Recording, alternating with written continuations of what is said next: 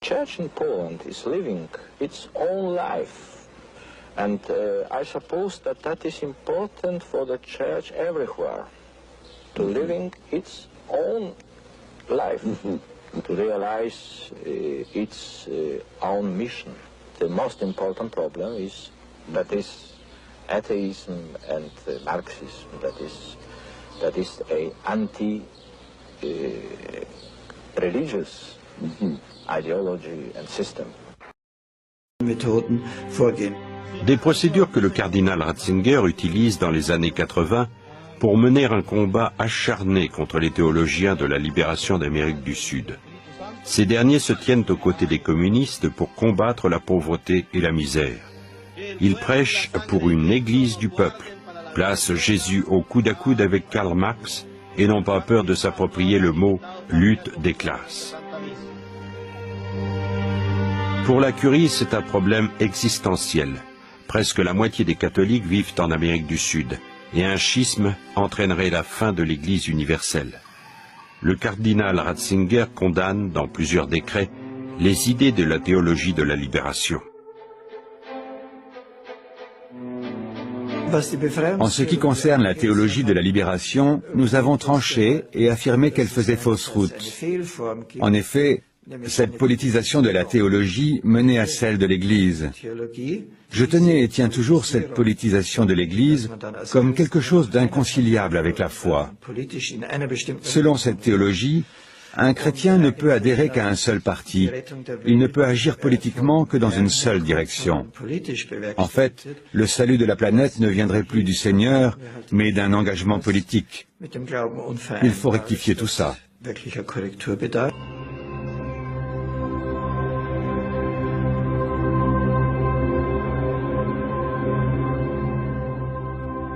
Le théologien de la libération, Leonardo Boff, est outré par le manque de commisération de la Curie.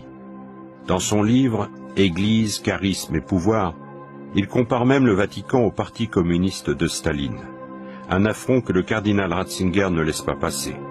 Boff est convoqué au palais du Saint-Office. Là, il refuse de se déjuger. La sentence ne tarde pas à tomber.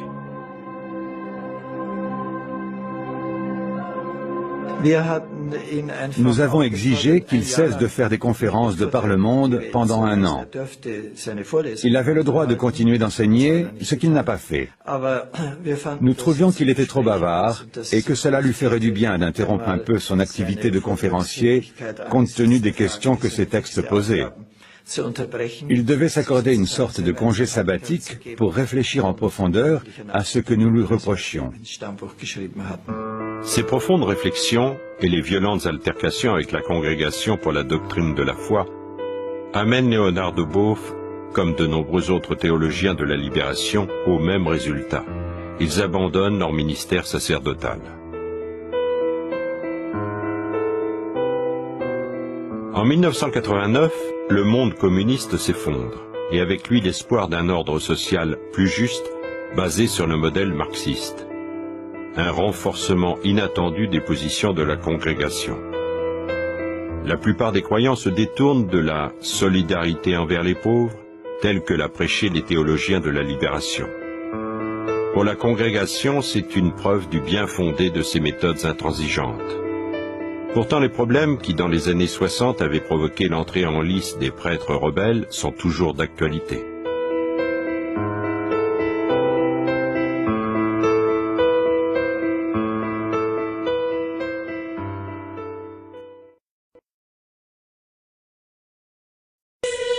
Tú eres Pedro, y sobre esta piedra construiré mi iglesia.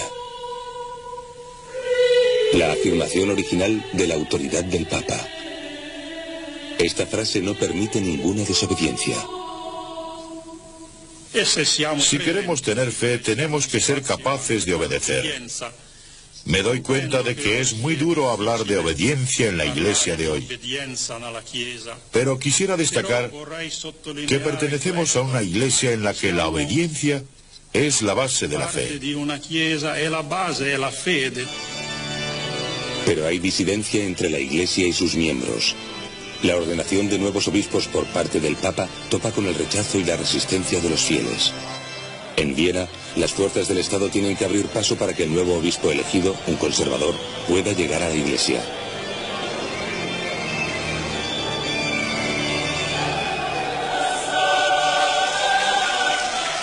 A Juan Pablo II no le afectan las protestas. Quiere hombres que piensen como él. Los obispos son nombrados por el Papa, no elegidos por la gente.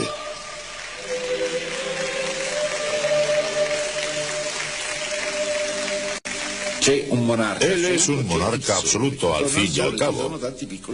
Él es como el Sol, con los otros planetas a su alrededor. No ha cambiado, simplemente no puede cambiar. El Papa nombra a un alemán como guardián de la fe, el cardenal Ratzinger, que se encargará de preservar la pureza de la doctrina.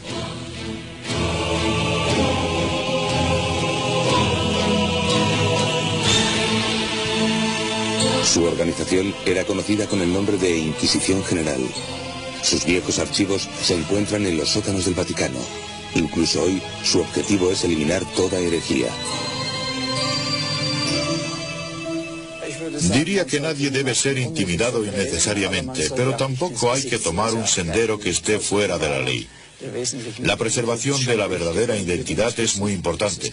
Todos deben saber qué es ser católico y qué no lo es. Debe ser un proceso interno, sin fanatismo, pero como he dicho, tiene que haber una ley. También existía una tendencia lógica y legal, pero no exenta de problemas para el Vaticano: la teología de la liberación en Latinoamérica. El Papa visita el continente 13 veces y manifiesta su apoyo a los derechos humanos. Sin embargo, acusa a los teólogos de la liberación de ir por el camino equivocado. El Papa es muy estricto a la hora de llamar a sus líderes al orden.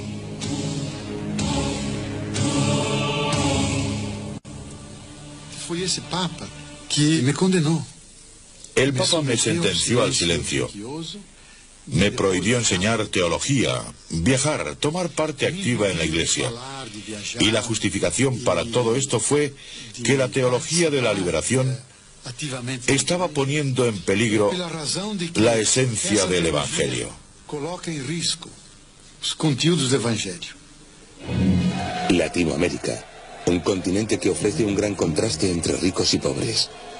¿Qué respuesta tiene el Evangelio para esto? ¿Se les permite a los cristianos usar la violencia para evitar la injusticia? Algunos sacerdotes y teólogos afirman que sí, pero Juan Pablo II recuerda el ejemplo de Cristo. Usad las palabras y no la violencia. En Perú, el Papa dice amargamente: el crimen nunca puede ser un camino para la libertad.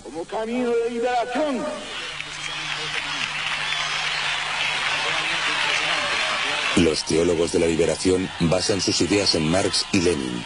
Esta es la causa de los problemas. Yo creo que mucho de eso se debe naturalmente a la experiencia personal de Juan Pablo II, ¿no? Es alguien que viene de un país de régimen comunista, que pudo ver de cerca entonces opresiones, injusticias, maltratos, faltas de libertad que se daban en su país, y entonces viene mucho de esa experiencia directa. El Papa polaco conoce el comunismo y su método de funcionamiento. Tiene seguidores en este edificio de Roma, el centro del Opus Dei, la obra de Dios. El Papa es una figura muy admirada aquí. El día anterior a su elección, Karol Wojtyła oraba ante la tumba de Escrivá, el fundador del Opus Dei. Los críticos lo consideran una orden secreta dentro de la Iglesia y le acusan de una excesiva lealtad al Papa.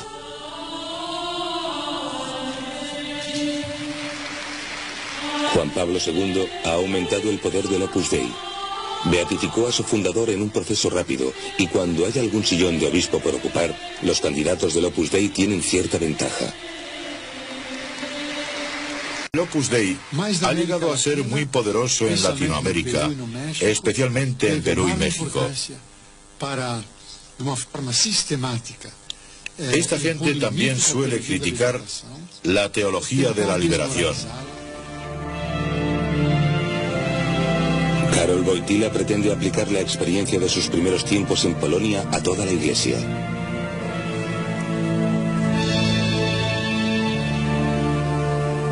Cree que la Iglesia debe protegerse de todas las aberraciones de nuestro tiempo, sea cual sea su origen.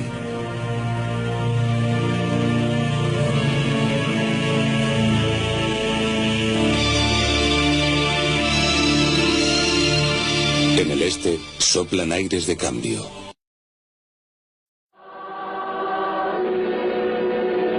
La teología de la liberación nació fundamentalmente en los países de Latinoamérica como Brasil, Perú o El Salvador, donde la causa del pobre y la situación de muerte injusta preocupa a todos aquellos teóricos de la teología que viven directamente estas situaciones. A primeros de septiembre, Leonard Boff, un franciscano brasileño, fue llamado a Roma para explicar algunos puntos de los expuestos en su último libro titulado Iglesia, Carisma y Poder. Tanto él como el peruano Gustavo Gutiérrez o el salvadoreño John Sobrino han visto sus escritos analizados con lupa por el cardenal alemán Joseph Ratzinger, prefecto de la Sagrada Congregación para la Doctrina de la Fe, antiguo Santo Oficio. Sobre la teología de la liberación, el Papa ha dicho que la Iglesia debe defender la causa del pobre, pero que para ello no es necesario ningún apoyo en la filosofía marxista.